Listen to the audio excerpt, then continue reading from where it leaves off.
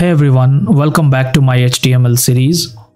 In this video, we are trying to see what are heading tags. So heading tag is a tag that is of course used to give heading, and the symbol or the syntax how we write it is an opening tag of the heading in itself, and then the closing tag of heading.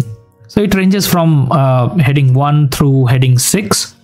Usually in a real situation we use just heading 2, 3 and 4, with 3 and 4 being most commonly used.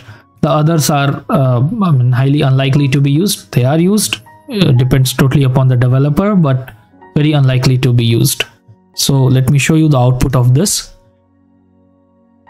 There you go. So this is your heading 1, 2, 3, 4, 5 and 6, and now you understand. This page is, by the way, zoomed out. Okay, this is zoomed out to show you at somewhere around 250%, and that's why you are able to see. Otherwise, if I set this page to 100%, let me do that, you will see how small the last heading becomes, and it doesn't make sense to use it.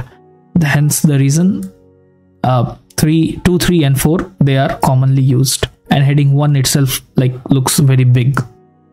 So 2, 3 and 4 are the ones that are commonly used headings.